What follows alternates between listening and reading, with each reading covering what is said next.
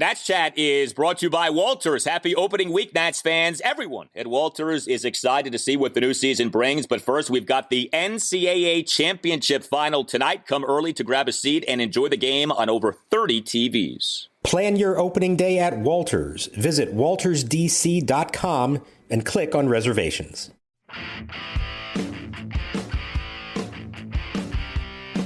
Here's the set and the 2-2 pitch. Swing and a miss. He struck him out on a slider. Ruiz picks it up out of dirt, steps on home plate to complete the strikeout. And Patrick Corbin does an amazing job to get out of a jam in the third inning. And welcome to Nats Chat for Monday, April 4th, 2022. This is a season preview installment of Nats Chat. We have waited many, many months to be able to say that, but we now can say that, along with Nats insider Mark Zuckerman of NatsInSports.com. I'm Al Galdi, host of the Al Galdi podcast. We have a special guest coming up on the show, Nats reliever Sean Doolittle. Very much looking forward to that. We have our season predictions for the Nats. Mark and I will each put forth a record for the Nationals in the 2022 regular season. Take these predictions to Vegas and make yourself a lot of money, guaranteed, or Tim Shovers will refund you your money. And we have a lot to get to here in terms of Nats news over the last few days as we get set for what will be the 18th season of Nationals baseball since the franchise came to Washington, D.C. Opening day this Thursday, April 7th, against the New York Mets at Nationals Park, a 4:05 first pitch. 18 games in 18 days to begin the Nats 2022 regular season. Mark, every baseball season is quite a ride, but this season, because of the lockout, because there are so few off days, this figures to be an especially challenging ride for every baseball team. We need to buckle up because these next 6 months are going to be wild. It really is, Hal. And I'm sitting here thinking to myself, a month ago, early March, first couple of days of March, are we thinking for sure, hey, April 7th, we're going to have baseball and it's going to be a 162-game season? I didn't know that for sure. I thought that this thing might drag on longer. I mean, it was a long, difficult winter. Thankfully, it all got done. We don't even really haven't talked about it that much anymore. Honestly, it has barely been a subject here down in West Palm at camp. It's just not on anybody's mind. They got it taken care of. They're now rushing to get ready for the season. But I got to say, it has been a really quick spring. And I don't know that that's a good thing, especially for this team, which probably could have used another week at least to get some ducks in a row. There are a lot of guys who are hoping to be ready, but maybe aren't going to be fully ready. They've got some decisions to make about whether player X should be on the opening day roster or not. Like you said, 18 in a row to start the season is not ideal, especially when the first two series are Mets and Braves, the two front runners in the division. It's going to be a tough start to the season. And it's why, as much as Mike Rizzo, Davey Martinez talk about we're going to bring the best, well, it's 28 North this year because they get an expanded roster. I think there's a caveat to it this year. It's the best and most ready 28. There are guys who are going to be a big part of this team over the course of a full season who are not going to be there on Thursday because they're just not quite there yet. They need a little bit more work. So as much as we love to obsess over who's on the opening day roster, it could look very different, by April 15th, certainly by May 1st. There's going to be a lot of guys who end up having more impact on the team this season than some of the ones who will be there on opening day. Well, if you are searching for reasons for optimism for a hot national start to the season, know that the Mets already are in midseason form in terms of their season falling apart. Jacob deGrom injured. Max Scherzer is injured, not to the extent that deGrom is, but both guys potentially could miss this season opening series. We'll see. And the Braves are going to be without a key reliever from last season, Luke Jackson. He's dealing with an elbow ailment. He was outstanding for them last year. So listen, in this season, we will cling to whatever we can in terms of reasons for optimism with the Nats. So unique spring training to be sure because of the condensed nature of camp. This really is a unique lead-up to this Nats season. First time, really, I guess, since 2011 that we're entering a national season with at least modest expectations. I know a lot of people are expecting this to be a very bad season. Obviously, players and coaches and the manager and the general manager aren't going to come out and say, we expect to only win 65 games. But in your conversations with people at Nats camp, both on and off the record, what's the sense that you get in terms of internal, truthful expectations for this Nats season? Well, I think you see both sides of it. You see genuine optimism when they start looking at and talking about some of the young building blocks that they do have. Keibert Ruiz, I think, has looked really good, capped off on Sunday. 4-hit game, looked very good. He's going to be a big part of this moving forward. Obviously, Juan Soto is the star of the show. He's ready to go. Nothing to be concerned about there. And some of the young pitching, Cade Cavalli, I know there was the big blow up last week, but in the bigger picture, it's hard not to be excited about him and what he's going to bring to them eventually. Joan Adon, who is a name we haven't talked about a lot, he's going to pitch on Monday, and depending on how things work out, there's a chance he's actually in the opening day rotation. If not, we are certainly going to be talking about him at some point this season. So I think there is some legitimate optimism about part of what this foundation is going to be like, even if it's not there from the get-go, but as the season plays out, they're going to see that. On the other hand, there is more so privately than publicly a lot of legitimate concern about what we were just talking about. Starting the season with that rough schedule, with a lot of guys who are not fully ready yet, with a pitching staff that certainly is not up to par yet, I think there's genuine concern about the pitching staff. They've been hit pretty hard down here. And you don't want to judge a whole lot on spring training stats, of course, but particularly when it comes to the rotation, there are just not a lot of sure things here, and it could be a revolving door. The 5 guys we see that start the first 5 games, 3 of them may not even be in the rotation by the end of the month. And so I think there is concern about that. I think there's a feeling of they need to weather the storm here early in April. And then if they can get through that, the schedule eases up, some other guys start to get ready for them, other guys get healthy, that it could get a lot better as the season plays out. But it's going to be a rough start to the season. I think a lot of people are concerned about that.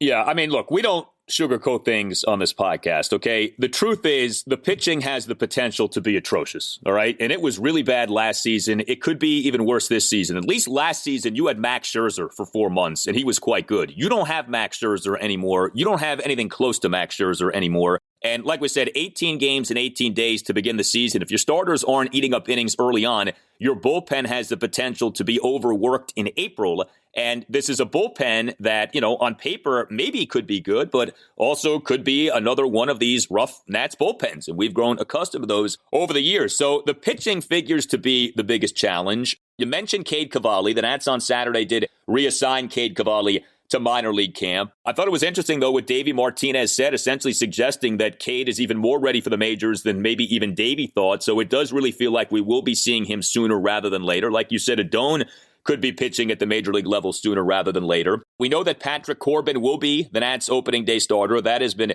made official. Davey made that official on Saturday. And so in terms of the rotation right now, and things can change here, but Corbin is your number 1, Josiah Gray your number 2. Where are we with Eric Fedde and the tightness on the side? Seems like everything's going to be okay there. He threw off a bullpen mound on Sunday. As far as I know, everything went fine. And as long as there's no setbacks, he's going to start the finale on Tuesday against the Mets. And so that would, in theory, line him up to be either the number 4 or number 5 starter to open the season. There was some concern there for about a day or two if that was anything more serious than that, then maybe he wouldn't be ready. Now, they're going to be cautious with it because they don't want to do anything that could risk losing him any longer than that. So if it does mean missing one start and maybe Adon takes that spot, I think they're prepared for that to happen. But it seems like good signs here in the last 24 hours with him. Anibal Sanchez, I know the last outing was awful. And he's got one more. He's going to pitch on a backfield instead of facing the Cardinals again. As it stands, it looks like he's lined up to be the number 3 or number 4 starter against the Mets. That may just be by default than anything. This is why I'm saying just because somebody's in the opening day rotation doesn't mean they're going to be there for long. But for now, he is ready in terms of his arm strength and his ability to give them innings. So I think he is part of that. Josh Rogers, who pitched Thursday against the Mets. Now, he's not actually scheduled for another start here before camp ends. And Davey's a little bit vague about what they're going to do with him. I don't know if that's just try to get him a simulated game somewhere and then he ends up as the number 5 starter, or maybe he actually opens in the bullpen as like a left-handed Paolo Espino swingman type who could pitch multiple times. I'm not 100% confident in what's going to happen there, but it's those guys and then maybe Joan Adon. Those are the only ones left in terms of starters. And so, yeah, on paper, it is concerning. It may not look great right now, but again, within a few weeks, that could start to change as some guys get healthier and as they're maybe more willing to make some moves to call up others. Yeah, if you're curious about Steven Strasburg, remember Davey Martinez on March 23rd said that the expectation for Strasburg this season, or the goal, I don't even know if expectation is the right word to use, but goal is for him to make 20 to 25 starts. Strasburg will be remaining at the Nats spring training facility in West Palm Beach, Florida to begin the season. So it's going to be an extended spring training, which will be more like a normal spring training for Strasburg. So I would assume we shouldn't even be thinking about seeing him pitch for the Nats at the major league level until May. Joe Ross is out with his elbow issues.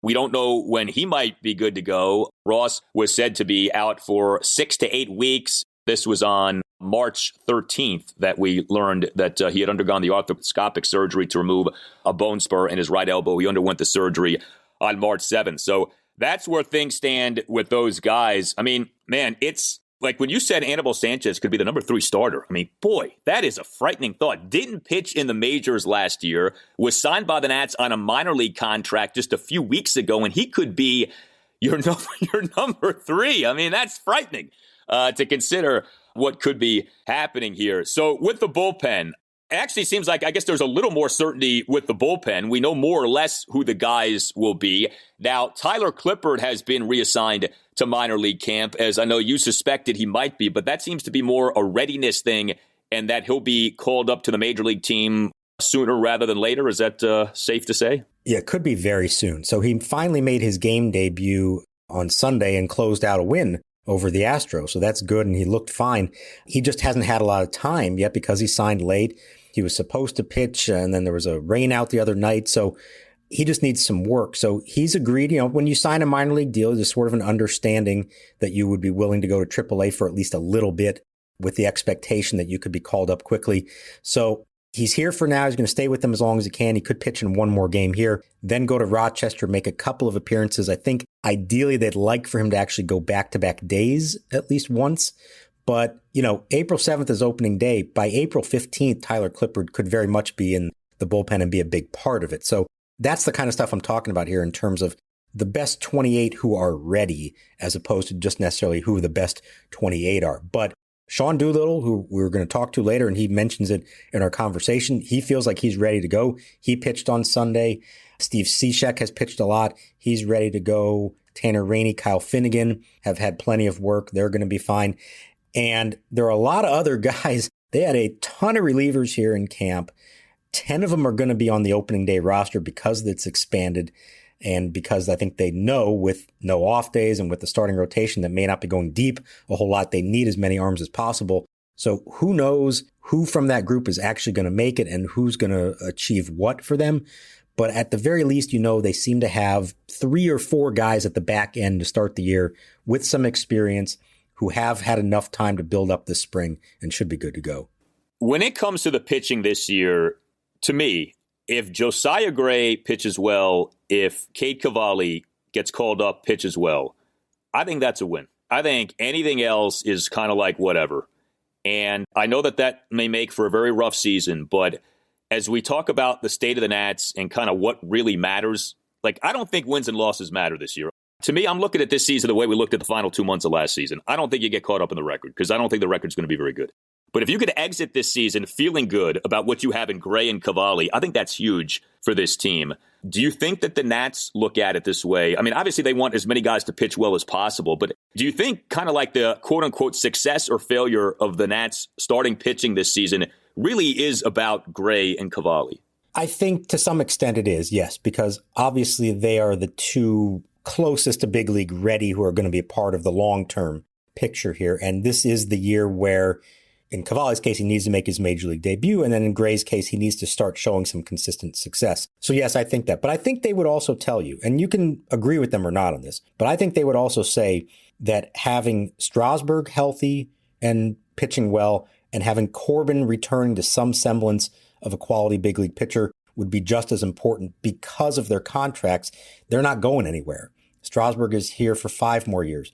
Corbin is here for 3 more years. So if there is a path to them being a contender sooner than we all might think, I think those 2 would have to be a part of it as well. there isn't going to be enough young pitching to completely take over the rotation. And to be honest, they're probably not going to go spend a lot of money next winter on a big name starter, not when you still have Strasburg and Corbin making the money that they are, unless one or both of them are so bad or so hurt that it's almost like you've given up on them. So I think they would tell you that Strasburg and Corbin's development this year and health this year is equally as important as Cavalli and Gray. And, when it comes to the importance of the record this year, I agree with you, except to say, I think it's more important that this team play better over the second half of the season than in the first half.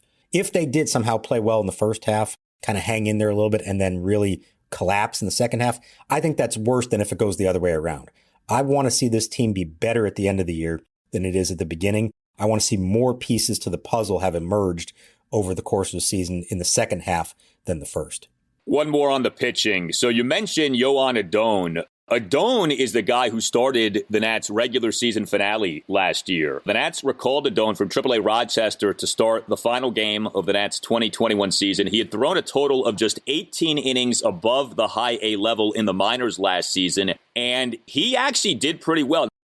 Ramon Vasquez on the lines at first in the pitch. Swing and a miss at a slider, and down goes Kike Hernandez. That ball is immediately underhanded by Avila to the Nationals bat boy. That'll be authenticated as well as the first strikeout of the Major League career of Joan Adon. And what a breaking ball that was. Bottom dropped out of it. Good thing about a veteran catcher, Avila knew right away to throw that ball to the dugout.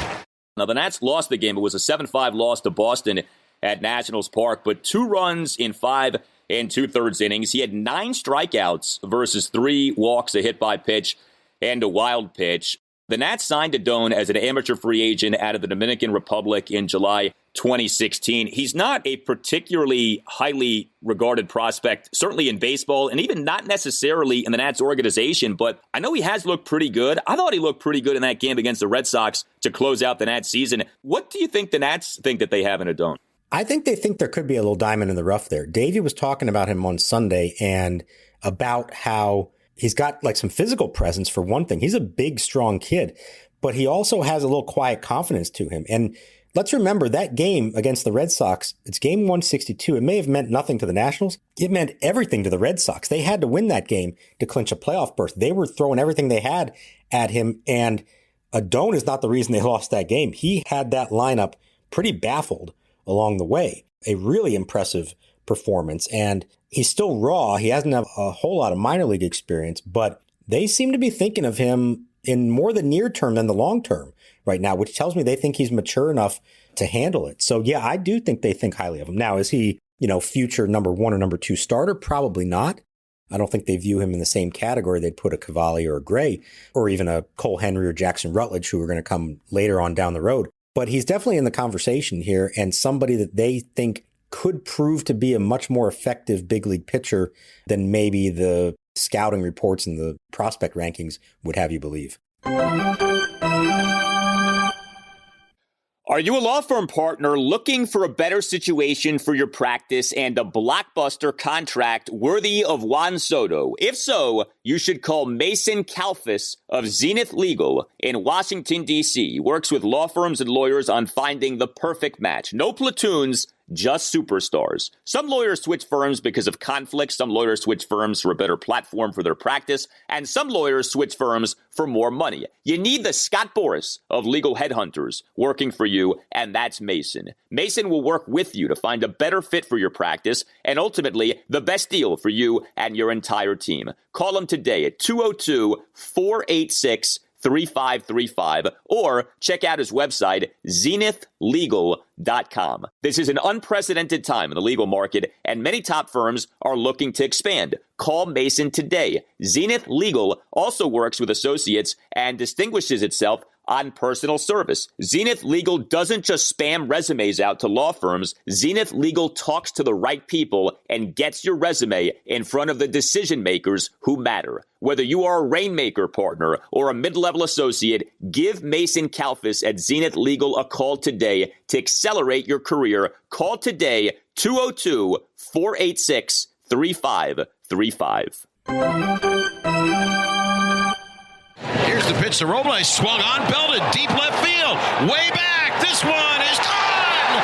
Goodbye. All right, let's get to Nationals position players. So as much uncertainty as there is with the Nats for this upcoming season, the lineup in terms of the configuration in the field seems pretty set. Keibert Ruiz at catcher, Josh Bell at first, Cesar Hernandez at second, Alcides Escobar at short, Maikel Franco at third. And then the outfield from right to left, Juan Soto, Victor Robles, and Lane Thomas. We have had a positive Victor Robles development in recent days. Davey Martinez this past Thursday saying, I want Victor to be our center fielder. Now, I think some of this may be by default. There aren't many other true viable options, but I guess any surprise that Davey was kind of that verbal and declarative about that? Like Victor, he's back to sort of being the guy in center. I mean, I remember last year when Davey essentially said that Victor and Andrew Stevenson were about to start splitting time in center field. It never quite played out that way. Stevenson now is off to AAA. We're going to talk about that in a moment. But how about Davey sort of giving a vote of confidence in Victor Robles the other day? Yeah, I think it's a calculated thing. I mean, look, they have invested a lot in him over the years, and I think they really do want him to be the guy. They're better off as an organization if Victor Robles becomes a decent big league center fielder for them. So after everything he went through last year, I think they do genuinely appreciate the attitude that he took down there to Rochester with him. He played well, did all the things they asked him to do. And so I think there's a little bit of reward for that by saying, hey, you know what? You're a center fielder again. Doesn't mean he's going to get that position for the entire season. Nothing's set in stone. But to at least begin the year, yeah, you're going to be back out there. Go out there, play your defense that we know you can play smart baseball, which has been such a point of emphasis with him in the field and on the bases. And then just do enough of the little fundamental things right at the plate. They're going to ask him to hit ninth in this lineup. And there was a moment in Sunday's game that I actually thought was a good example. And take it for what it's worth, one spring training at bat. But he comes up with runners on first and second, nobody out. He's facing Justin Verlander. This is a situational at bat, if ever there was one, especially for a number 9 hitter. He worked a walk out of it. Loaded the bases. Cesar Hernandez then came up and doubled down the left field line, 2 runs scored.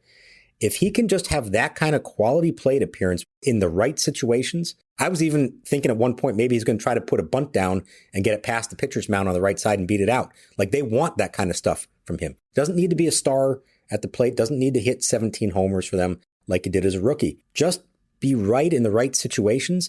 They're really trying to instill a lot of confidence in him. Now, let's see if come May 1st or May 15th, he's hitting 203 and swinging wildly at breaking balls and making mistakes in the field and, with a 52% stolen base rate, then that's going to be a problem and they may have to adjust again. But for now, I think they are committed to him in center. And I also think they like Lane Thomas in left defensively as opposed to center. But I'll also say this, and this is just hunch on my part. It's not any actual knowledge. When it comes to left field and third base in particular, I would not be shocked if they still pick up somebody before this is all said and done. I think they are looking at who's out there.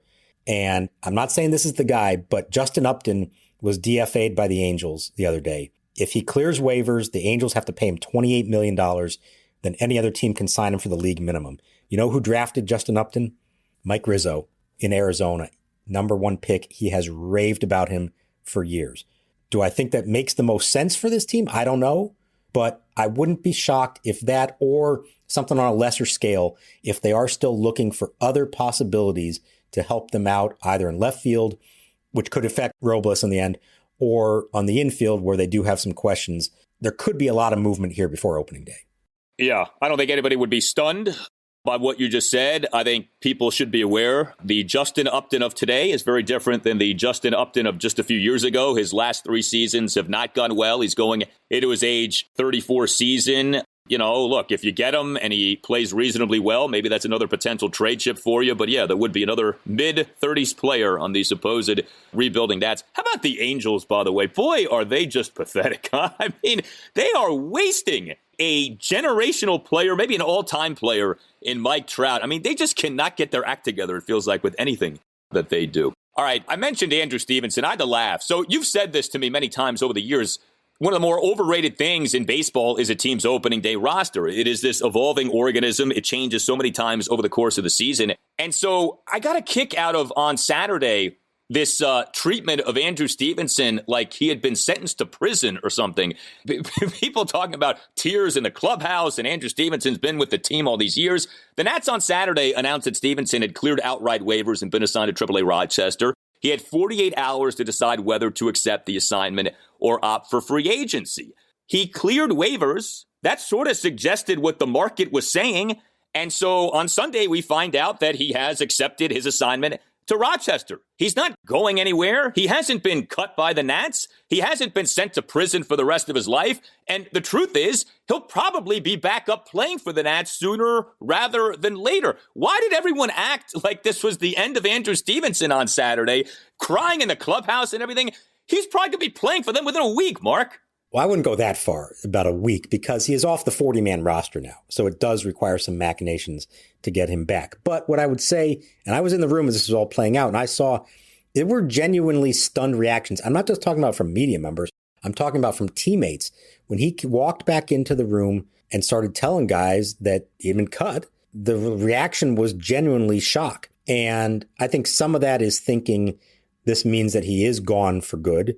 Generally, that would be what would happen for a guy who's out of options like that. And until sort of the true terminology of it got out, you kind of realized it might be different. But I think also there was a lot of shock among us and even some fans as we started reporting it, inferring something that may have been a little premature, which is there were 3 outfielders still left in camp, the backup outfielders, Stevenson, Yadiel Hernandez, and everybody's favorite, Gerardo Parra. And the thought among that would be, well, of the 3, Stevenson is most likely to make the team because of his defense, because of his base running. He's been such a good pinch hitter the last few years. So for him to get cut first, I think led some people to believe, wait a minute, you're telling me Gerardo Parra is going to make this team over Andrew Stevenson? What are you doing? Now, we'll see. It could still happen. But the sense I get is that actually only one of those 2, Yadiel or Gerardo, makes the team because they need a true backup infielder. With A-Ray Adrianza nursing a strained quad, and it's not official, but he would have to make a pretty significant recovery in the next 24 hours to be ready for opening day. So if he's on the IL to start the year, the only backup infielder they would have would be D. Strange Gordon, who I think is going to make the team, but they look at him as a utility guy. So they need to go get a backup infielder, either calling somebody up from internally, Lucius Fox, Luis Garcia, Adrian Sanchez, or going outside the organization, as I was just speculating earlier, which they could do. But that only leaves one more spot in the outfield is what I'm trying to get to here. So don't just think that this means that Parra and Yadiel Hernandez are on the team because Andrew Stevenson isn't. I don't think that's going to be the case. I'm glad to see Stevenson's not going anywhere. I think he has the ability to be a productive and important player. But I also got to say, and I think we talked about this over the winter, once you knew the DH was coming to the National League, pinch hitting is no longer an important skill, for better or worse. And that was Andrew Stevenson's best skill. And all of a sudden, if there just aren't going to be opportunities for that, I think his value within the organization went down. He has been an elite pinch hitter. Last 3 regular seasons, Andrew Stevenson, 76 plate appearances as a pinch hitter, on-base percentage 434, slugging percentage 529. I mean, that is a valuable skill, but like you said, the importance of that skill has been diminished. But yes, you don't have to send your goodbye cards to Andrew Stevenson just yet. He is still with the organization. You know, it's funny you talk about Yadiel and Gerardo. Parra is only a year older than Yadiel. Like, it's easy to kind of lose sight of that. Yadiel was pretty good for the Nats last year offensively, so I'd like to see some more of him. But yeah, I mean, Yadiel is not some, 20-something up-and-comer here. Like, he's an established guy. He played, obviously, in Cuba for a while. So that'll be interesting to see. So with Adrianza, I know initially we were told, and of course we've been told this so many times over the years with Nats injuries, well, it's not that big of a deal, this quadriceps injury, but it looks like it may land him on the injured list. Is that correct? Watching it live in Port St. Lucie, he pulled up lame running down the line, then saw him walk out of the clubhouse that evening, and he was limping considerably, and then saw him the next day, still not walking great. So I think he's trying to tell them that he thinks he could be ready, but we're running out of time here. And is this worth it just to be on the opening day roster? I think they have to keep that in mind. It's not the end of the world if you have to miss 10 days to start the season, especially for backup infielder. But like I said, there's a domino effect of that because they do need another backup infielder for those guys. And I don't think they want to look at D. Strange Gordon in those terms. Now, the bizarre thing is because the AAA season starts before the Major League season this year due to the lockout, a bunch of guys, including Lucius Fox and Luis Garcia, already left town to go to Rochester. So if one of them needs to come back, they'd probably just meet the team in D.C. And oh, by the way, they're supposed to get workouts in Rochester. It snowed there. They couldn't even work out the other day. So why that all had to happen yet, I don't know. But part of it is this bizarre nature this year. Typically, the minor league season starts several days after the big league season. This year, AAA starts 2 days beforehand, and AA, single A actually starts on the same day as the big leaguers do. Hey guys, it's Al Galdi for Window Nation. Get your degree in savings during Window Nation's spring break sale. Get 2 free windows for every 2 windows that you buy for as many as you need, and make no down payment and pay no interest for 24 months. Just call 866-90-NATION or visit windownation.com. As you surely know, we have been having very up and down temperatures lately. With up and down temperatures, it's difficult to stay comfortable in your home with old drafty windows. The longer that you have old drafty windows, the more money that you waste on your heating and cooling bills. Window Nation has saved customers over $60 million on energy bills. Buy 2 windows, get 2 free. Pay nothing for 2 years. No money down, no payments, and no interest for 2 full years. Save thousands. These are savings that you'll only see once this year. Window Nation has installed over 1 million windows and has an A+ rating from the Better Business Bureau. Call 866-90-NATION or visit windownation.com. That's 866-90-NATION or visit windownation.com. And tell Window Nation that Al Galdi sent you. Facing Josh Bell, first pitch, driven to deep right field. Sanchez going back, looking up, it's going, and gone! Goodbye! Bang! Zoom goes Bell! Home run number 27. So I don't think either one of us is optimistic about the Nats pitching. I do have optimism with the Nats lineup. I think the Nats might actually be decent offensively, maybe even good offensively. The Nats as a team finished last season 3rd in the National League in team weighted runs created plus. We talked about this a lot. The hitting was good, maybe even improved after the sell-off in late July. It was really odd how that happened, but Soto caught fire. Bell really started going. A guy like Lane Thomas ended up being really productive. So you think about the lineup this season, Soto, Bell, Cruz. I mean, that's a pretty good 1-2-3 punch. I think that stacks up well with a lot of 1-2-3 punches in baseball. If Lane Thomas does even close to what he did last year, if Keibert Ruiz, who seems like an excellent contact hitter at this point, we've seen certainly signs of that, does as we all hope that he does. And if you get something offensively out of a Cesar Hernandez or an Alcides Escobar or a Maikel Franco, I think the Nats might be pretty good offensively. What's your sense on the Nats offensively for this season? Yeah, I think it can be. Now, this spring, they've actually looked pretty inept for most of the spring. And then all of a sudden on Sunday, it came together really well against Justin Verlander and some major league relievers that the Astros are putting out there. So that was a nice sign. Keibert Ruiz, I think, is the real deal, certainly as a hitter. Incredible bat-to-ball skills. He took a Justin Verlander high fastball and drove it to left center field for a single. It was a Juan Soto type of swing. I'm not comparing the two overall, but it was the kind of hit you expect from Juan Soto against an elite starting pitcher to do that. He then hit a homer later in the game off of Hector Neris, who's been a late inning big league reliever for quite a while. They really think highly of him, so much so that they're going to hit him 5th behind those big names you just mentioned. And there are going to be a whole lot of opportunities for him to drive in runs. So I think that is the biggest part of it. We know Soto, everything he does. Nelson Cruz, it's been slow going this spring. He did double on Sunday. I think we kind of know what he is. Maybe he's not top of the line Nelson Cruz anymore, but he's still going to be a threat there. Josh Bell, he's going to have a slump at some point. He is kind of streaky, but in the big picture, you know what his numbers are going to be in the end. You hope that Lane Thomas, wasn't a complete fluke flash in the pan. I think Cesar Hernandez is huge in this equation. Can he get on base in front of the big guys? If not, how long do they stick with that? Or if Thomas is doing a better job, does he get bumped up to the leadoff spot at some point? I think that would be really interesting to see. The bottom of the order could be kind of shaky. You could have a lot of those, 7, 8, 9 quick innings and can't turn the lineup over kind of stuff. But I think there's enough there to believe that they're going to win games through their offense, probably more than their pitching staff, and they may have to do that because there could be a decent number of 6-5, 7-6 games that this team has to win. Yeah, very much. Keibert Ruiz in his time with the Nats last season didn't set the world on fire with his hitting, but we did see the bat-to-ball skills. He only struck out 4 times in 89 plate appearances with the Nats last season. So even with the lack of production, you got a sense of what he could be as a batter. All right, so we will give you our predictions for the Nationals record for the 2022 season in a bit, but we now want to give to you our conversation with one of the more popular Nationals, Sean Doolittle. He was kind enough to join us, and we give you that conversation right now. Doolittle sets. He kicks, he delivers, and a swing and a fly ball left center field. Robles to his right on the run there. He's calling for it, and he makes the catch. And a Curly W's in the books. The Nationals take game 1 of the 2019 World Series. Sean Doolittle with a 1-2-3 bottom of the 9th inning. He retires all 4 men that he faces. And the Nationals on the field to celebrate a victory. Our final score, the Washington Nationals 5, the Houston Astros 4.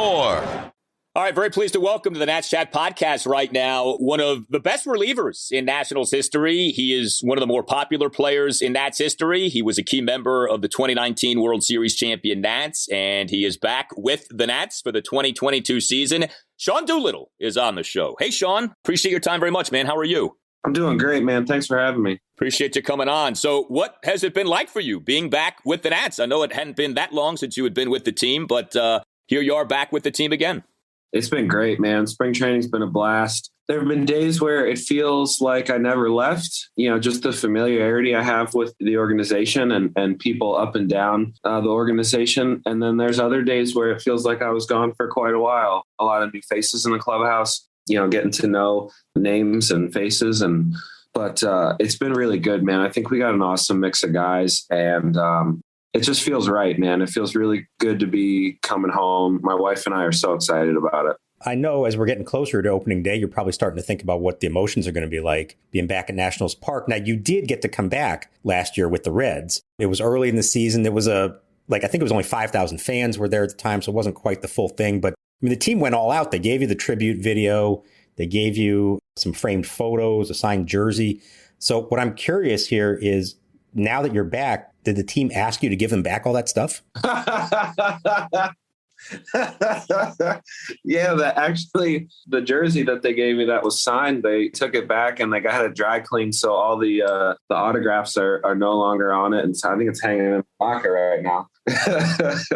That was one of the highlights of my career. I didn't even pitch in that series. I was actually coming into the game, I think that night, the first night of that series. And as I got to the gate of the bullpen, they started to pull the tarp and we ended up getting rained out and I ended up not pitching. But that video and being able to come out and meet Davey and Zim and Huddy at home plate and, get some presents, man, it was way more than I expected, probably way more than I deserved, to be honest. But I get emotional still thinking about it. And the emotions on opening day are going to be a lot. I'm really excited about it already. I know we have a job to do, but I'm excited to get back to Nats Park and see the fans and get the season started.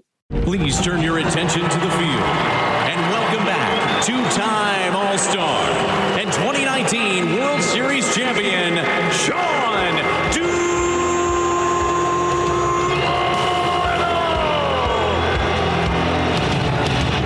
Bullpens are always so interesting for us as fans and observers to talk about because they're like these evolving organisms, and how a team's bullpen is in April might be different than how the bullpen is in September. We hear all the time about roles for relievers. How much does it matter to you what your role is in a bullpen? I mean, do you just kind of view yourself as, hey, I'm here to get outs, or do you like to know specifically which innings a manager has in mind for you and, what your general sort of task in that bullpen is?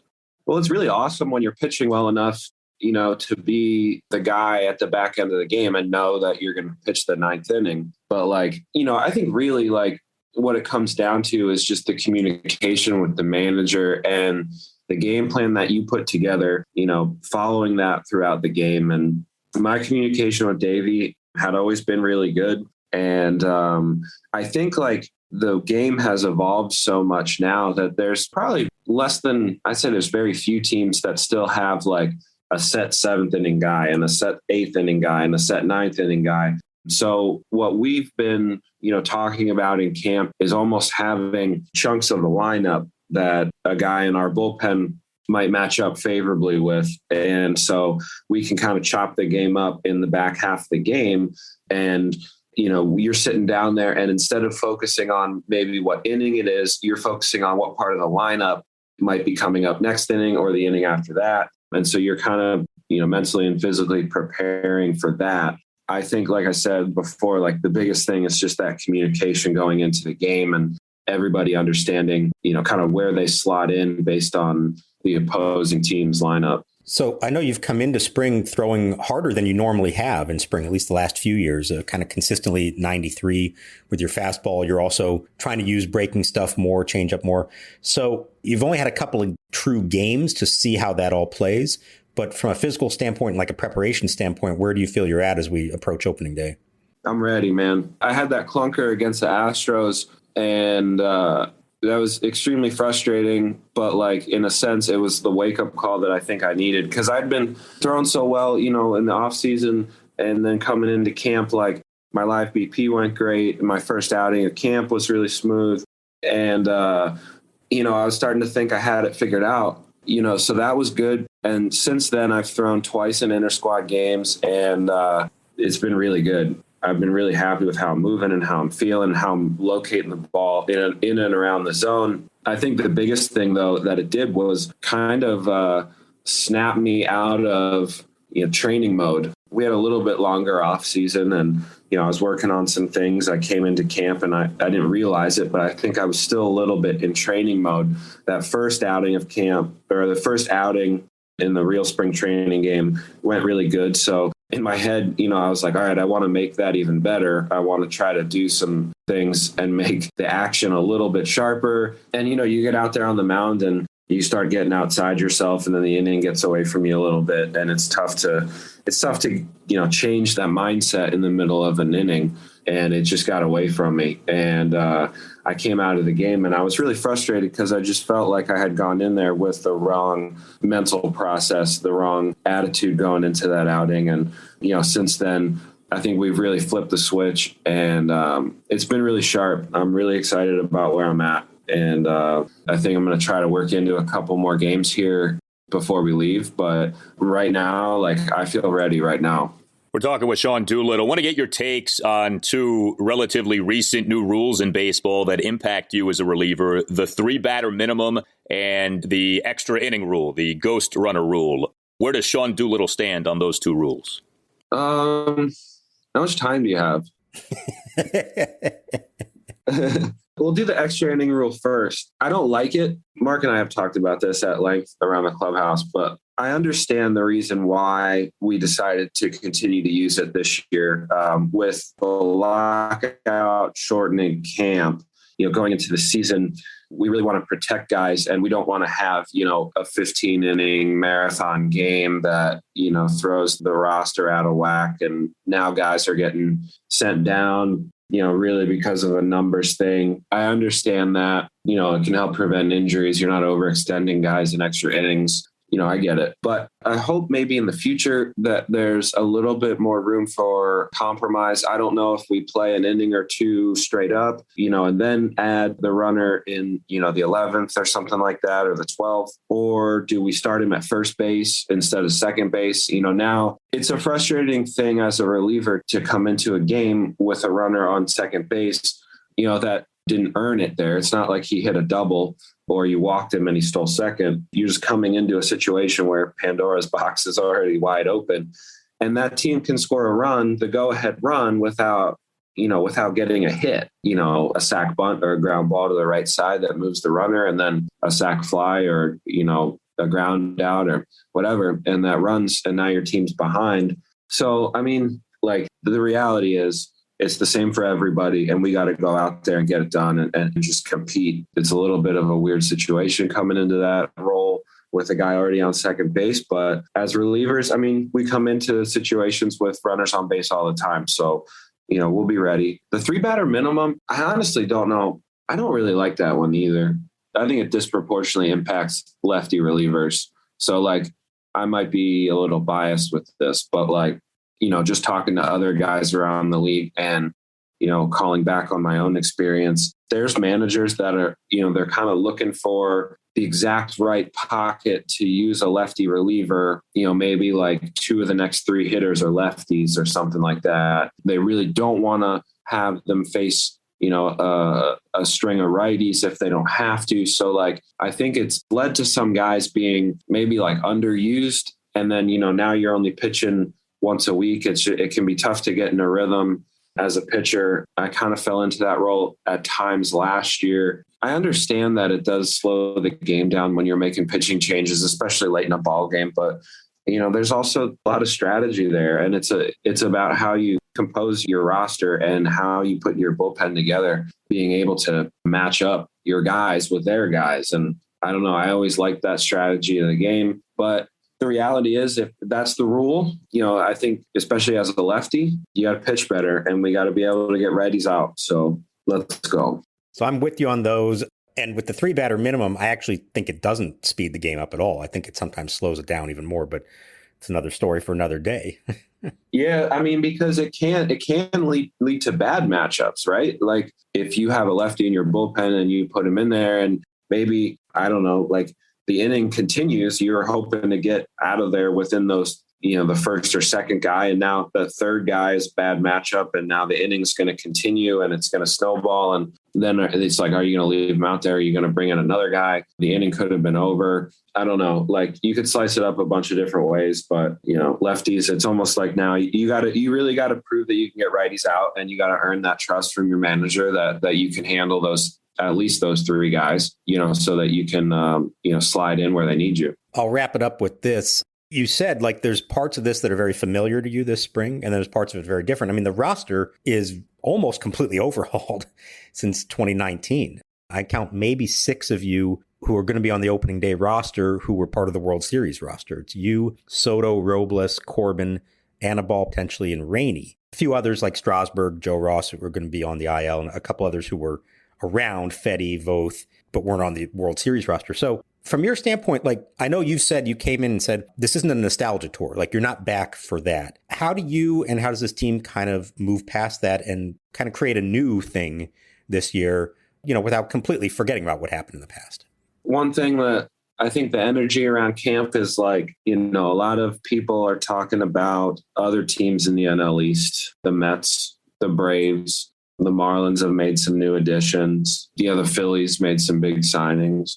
And it's like, we're kind of under the radar, like, and I think we kind of have like a little bit of a chip on our shoulder. We feel like we have something to prove to the rest of the division and to the rest of the league. And I think we have the guys to do it. I think the mix that we have is really good. Like we have some veterans in some key spots, bringing in a guy like Nelson Cruz on the offensive side and pitching, we brought in Steve Cishek and another former Nat, Tyler Clippard is back. These are guys that have won throughout their careers, that have had success throughout their careers, and that want to do that here. And so I think it's kind of that new blood. When you get those new faces in here, it can kind of re-energize, the group as a whole, because now you're bringing in guys that, they're looking to do what we did in 2019. And rather than living in the past and thinking about 2019 all the time, when you do have those new guys come in and you get that fresh perspective from them, I think that can help you turn the page and find your new identity. And I think that's what it's going to be. It's going to be a younger team, predominantly a younger team. I know we have some older guys like myself that'll skew our average age, but the predominantly younger group that's hungry, that's looking to prove themselves. So that's why it's been a fun camp, man. And, I love the group that we have. And I know we're really excited to get back up north to DC. Well, Sean, we appreciate your time very much. We wish you good health and good success. And I know that this June 5th will mark your 10-year anniversary as a big leaguer. You made your major league debut June 5th, 2012. So maybe you have more gifts coming to you from the Nats. Who knows? Mark your calendars. Let's go. Appreciate it. All the best, Sean. Thank you so much. Thanks for having me, guys. 2-0. The count, swinging a ground ball right side. Dozier to his left has it. Edge of the outfield grass. Throw to Zimmerman at first. It's a 1-2-3 inning for Sean Doolittle, getting the Nationals to within 3 outs of a trip back to Los Angeles for a decisive Game 5 of this National League Division Series. All right, so good stuff from Sean Doolittle. Very much appreciate him joining us here on the Nats Chat podcast. Mark, do you think that Davey is going to have like certified closer, certified setup guy, or to begin this season, is the bullpen just going to be you try things, you see what works, and then maybe eventually you settle into roles for guys? It's funny, Al, you should mention that, because if anybody goes to massinsports.com on Monday morning, I'm actually going to have an article about that very thing where Davey said to start the year, we're probably not going to see a designated closer. I think he wants to see how this plays out. And it's not necessarily a sign that they don't have anybody. I think they have a few people who could do it. But with a short spring, you haven't really gotten a chance to try guys out in different spots. Sometimes these things just have to happen naturally. And you get a sense of, okay, this guy is better at this than that, or it's a good look to start with this guy in the 8th inning and then go to this other one in the 9th. And so I think what you're going to see, at least in the outset, is rather than a specific inning, you may see that certain pitchers match up better with certain parts of the lineup. I think Doolittle talked about this in our interview with him as well.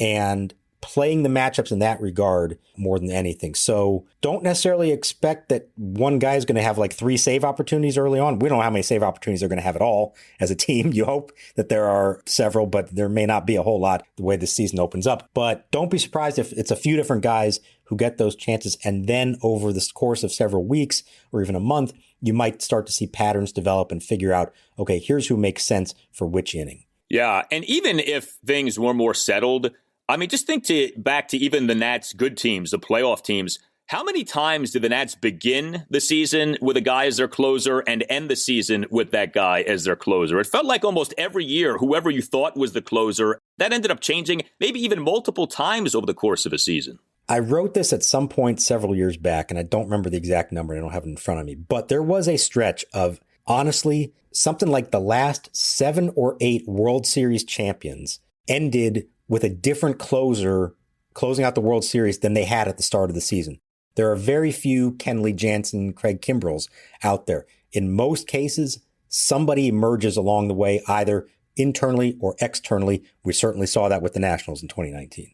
Yeah, no doubt. To me, it's more about you have an A bullpen and a B bullpen, and you have a collection of guys who you trust in the later innings or who you trust in close games. And to get caught up in close or 8th inning, it's like it changes every year with every team. We've seen it so many times by now.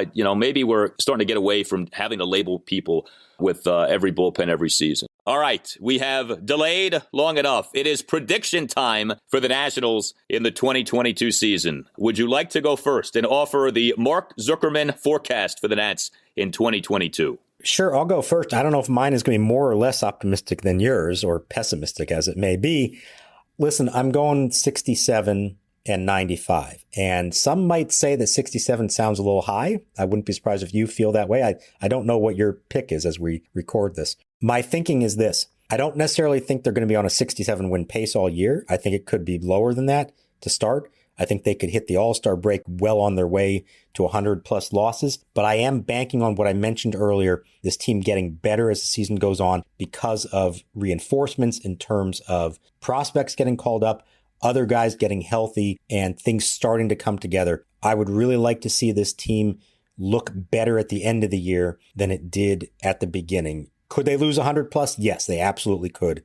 I'm holding out a little hope here that August and September of 2022 are a lot better than August and September of 2021 were, because those were really bad months. All right.